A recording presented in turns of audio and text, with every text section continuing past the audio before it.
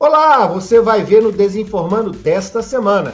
Você deve ter acompanhado aí o soldado israelense destruindo a estátua de Jesus Cristo no Líbano. Mas a imagem do exército pedindo perdão é real? Você vai ver também as plataformas e agentes políticos no âmbito eleitoral. E essa vai queimar as suas retinas. O sol não é amarelo? Desinformando 117 já está na rede.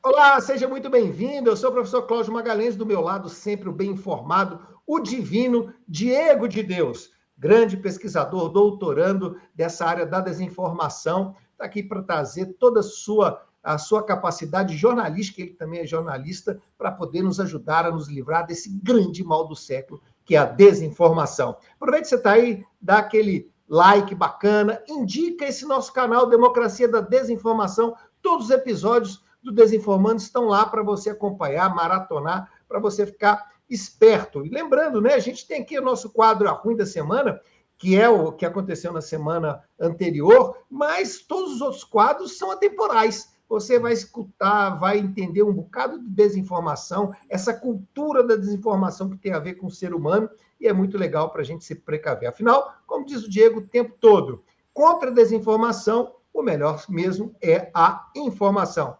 Sem perder mais tempo, A Ruim da Semana. Muito bem, A Ruim da Semana, não poderia deixar de falar de uma coisa que circulou aí na internet depois daquela polêmica que aconteceu lá do soldado israelense destruindo a imagem de Jesus Cristo lá no Líbano. E isso repercutiu nas redes. O que aconteceu, Diego?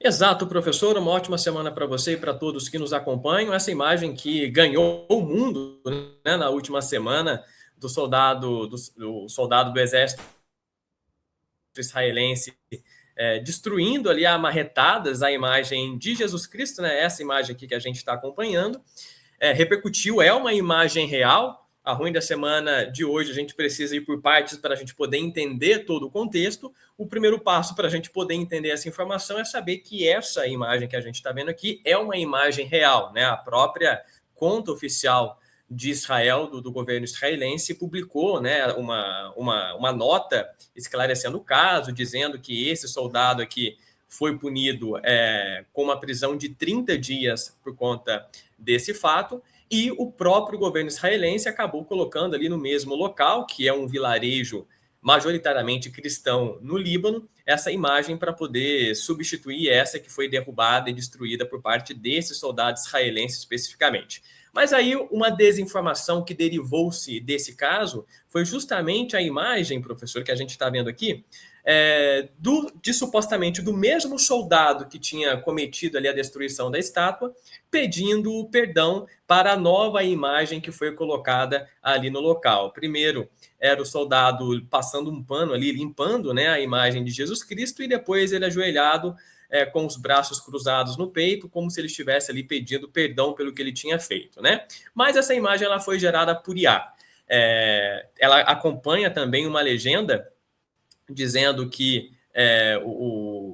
esse ato teria colocado ali uma grande forma de respeito por parte dos israelenses sobre os cristãos, né? Justamente essa legenda aqui, olha só. As forças de defesa de Israel reinstalaram uma nova estátua de Jesus no local onde um soldado israelense a danificou. Israel tem grande respeito pelos cristãos, mas essa imagem especificamente é falsa, foi gerada inclusive por ferramentas de inteligência artificial do próprio Google. A verificação que foi feita aqui pelo Fato Fake utilizou de uma ferramenta do próprio Google que identifica produtos gerados por IA da própria empresa, portanto, comprovando ali uma probabilidade próxima de 100% de que foi um conteúdo gerado por IA. Até porque, se a gente pegar a imagem oficial da nova estátua de Jesus Cristo que foi colocada no local, que é uma estátua dourada, em relação a essa que a gente está vendo, que foi uma imagem gerada por IA, a gente já nota que são estátuas diferentes, né? Então, uma desinformação, por assim dizer, em duas camadas. parte-se de um contexto real, de uma informação verdadeira, mas que foi ressignificada a partir da produção e do auxílio de ferramentas de inteligência artificial para legitimar um discurso que não necessariamente tinha base na realidade em si, né? Rapaz, você me falou uma coisa bem interessante aqui agora. Você falou, olha, a IA ajudou a criar desinformação, mas ela também ajudou a desvendar a desinformação. Uhum. Eu quero que você fale um pouco mais sobre isso, mas não agora, vai ser lá no último quadro, no Pré-Verdades, porque agora vai entrar o nosso quadro querido, o Essa Informa.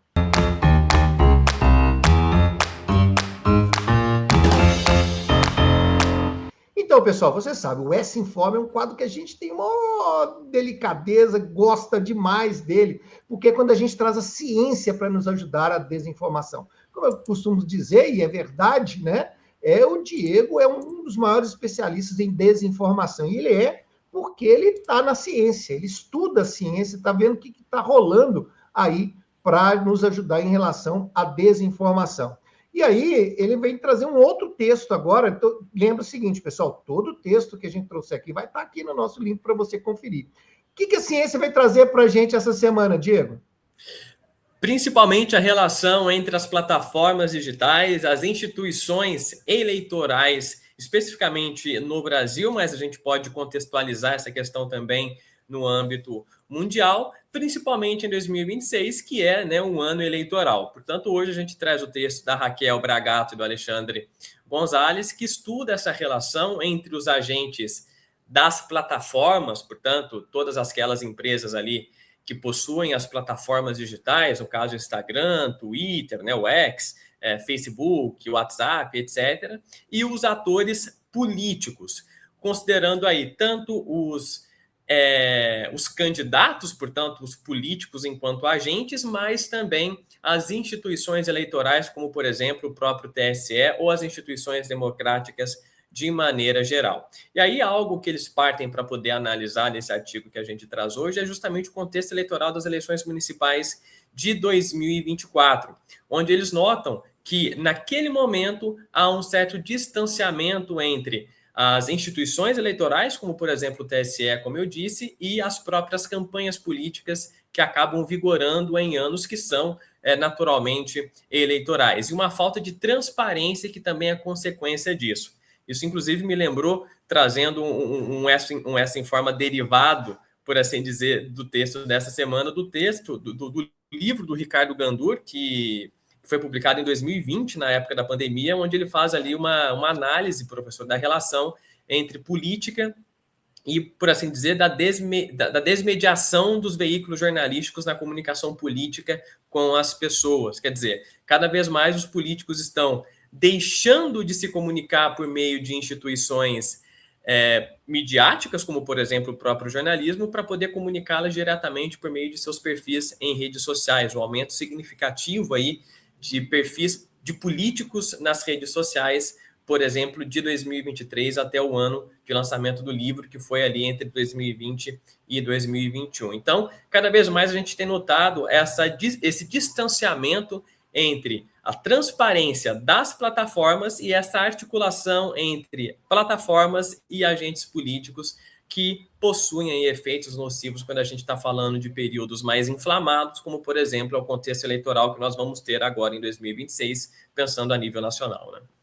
E tanto é que a gente vê um descrédito, por exemplo, dos debates televisivos, né? Que era uma coisa que antigamente, né, na minha geração, a gente esperava pelos debates, onde realmente um embate de ideias ia rolar. A gente vê que os candidatos nem respeitam mais isso, nem vai, a não ser quando você tem algum objetivo específico, ou o candidato está ali embaixo, né, desconhecimento e tal, não tem muito respeito por isso. É boa indicação. Eu queria só que você reforçasse, me lembrasse aqui quais são os autores, né, desse artigo, dizer que está aqui embaixo, da onde que eles são, e você falar de novo. Você falou o livro, mas qual que é o nome do livro mesmo? Poder em Expansão, Jornalismo em Retração, que é do Ricardo Gandur, jornalista, trabalhou muito tempo também na Folha de São Paulo, então é derivado, inclusive, se não estou enganado, da dissertação ou da tese dele, agora não me lembro exatamente, mas ele faz um estudo muito amplo, inclusive contextualizando numa linha histórica como que os políticos aumentaram seus perfis em redes sociais no recorte de 2013 a 2020, portanto, quase uma década, né? E esse artigo que você indicou, de quem que é mesmo? Só deixa eu pegar o nome certinho aqui, da Raquel Bragato, do Laboratório de Cultura Digital da Federal do Paraná, e também do Alexandre Gonzalez, da UNB. Artigo publicado recentemente, agora no final de 2025, no dossiê Desinformação, Plataformas e Soberania Digital da revista Contracampo, da Federal Fluminense, lá no Rio. Só o dossiê já vale uma consulta, né? Nós vamos trazer mais artigo desse dossiê, né, Diego? Com certeza, a gente já trouxe alguns há algum tempo atrás, agora a gente está retomando um pouquinho para poder destrinchar o restante dos trabalhos que estão presentes nele. Porque o que nós vamos trazer agora, eu te falar um negócio para você, viu? Vai ofuscar seus olhos. Entra fake hoje.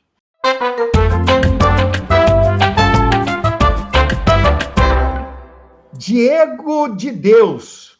Eu agora vou tratar com um sujeito que tem o sobrenome de quem criou, supostamente, o nosso astro-rei. Quer dizer, então, que o Sol não é amarelo? Exato, professor. Mais uma fake old aí que a gente é para cair os olhos das órbitas.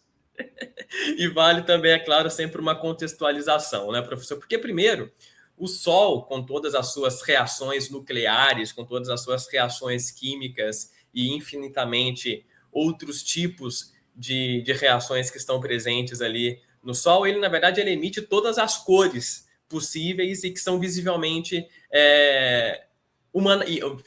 que são humanamente visíveis, possivelmente falando, né? Tudo mesmo ao mesmo tempo. Portanto, limitado, né? Exatamente, o que resulta numa luz branca, que é aquela coisa, a soma de todas as cores vai resultar numa luz branca nesse caso. E a cor amarela que a gente nota quando a gente vê o Sol, ela na verdade é uma ilusão que é criada pela atmosfera da Terra, que dispersa as luzes, principalmente a luz azul e a luz violeta, e deixa passar somente as cores que são chamadas de onda longa, como é o caso do amarelo e também do vermelho. Por isso que, por exemplo, no final do dia, no pôr do sol ou no nascer do sol, a gente nota uma cor mais avermelhada do sol, né? E isso é ainda, esse avermelhado fica ainda mais forte, por exemplo, em locais onde você tem ali muitas terras. Vou dar um exemplo da cidade do nosso amigo Pascoal, lá em São João da Boa Vista, no interior de São Paulo. Lá o pôr do sol é conhecido por ser muito avermelhado. E uma explicação disso é por conta das terras vermelhas que existem ali na região, que ajudam também a refletir essa luz vermelha na atmosfera e fazendo com que o pôr do sol seja ainda mais acentuado, tendo, né, o vermelho ainda mais acentuado nesse caso. Mas, pragmaticamente falando, o Sol é branco porque ele emite todas as cores ao mesmo tempo e que são visivelmente, humanamente possíveis de serem vistas, né?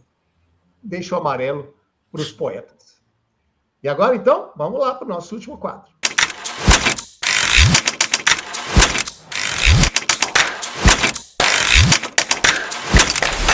Diego, é aqui que você vai nos ajudar. Olha só, a gente está sempre falando da inteligência artificial, de IA, quanto que ela está ajudando a desinformação. Vamos reforçar, hein, pessoal, que o desinformando, ele não acredita que uma ferramenta seja fundamental para toda a desinformação. Todas essas ferramentas, elas auxiliam a prática humana da desinformação. E isso não é de hoje. A desinformação, ela é uma prática humana, né? Se a gente pensar, desde o nosso início da nossa construção cultural, a desinformação está lá. Alguns vão dizer, inclusive, que a religião é uma grande desinformação. Os ateus, né, vão dizer que é uma grande desinformação, né? Quando a gente cria todas essas histórias dos reis, né, das culturas, ali um pacotão ali de desinformação. Não é a inteligência artificial que vai criar. Ao mesmo tempo, todo instrumento que criamos, ele pode ser utilizado também para a sua desconstrução de coisas que são ruins para a humanidade. É assim também com a inteligência artificial, Diego? Sem sombra de dúvidas, né? Como foi o caso da Ruim da Semana que a gente mostrou, a própria verificação usou de uma inteligência artificial que desmente o próprio conteúdo gerado por uma inteligência artificial do mesmo grupo de empresas, nesse caso do Google, né? E aí é interessante porque a ferramenta que foi utilizada para poder criar aquela imagem, né? Aí eles não deixam claro qual ferramenta que é, mas, por exemplo, o Gemini do Google tem o Nano Banana, que é uma ferramenta, inclusive, recente, né? Que tem essa especialidade de criar imagens. Geralmente, esses conteúdos que são gerados por inteligência artificial, no caso do Google, possuem uma marca d'água que não é visível para os humanos. mas uma vez jogadas em ferramentas de IA da própria empresa, a empresa consegue reconhecer essa marca d'água e indica, né, que é um produto gerado por IA. É como você mesmo disse, assim, né, uma questão é usar para o bem e usar para o mal, né, os benefícios e os malefícios. É uma questão moral e ética ao mesmo tempo, porque tudo depende da utilização ética ou não que você dá para aquela ferramenta. Uma faca dá para fazer um churrasco ou matar uma pessoa. É engraçado, você está me dizendo, me remeteu às células, que também cada vez mais não vai rolar mais, as cédulas de dinheiro, né?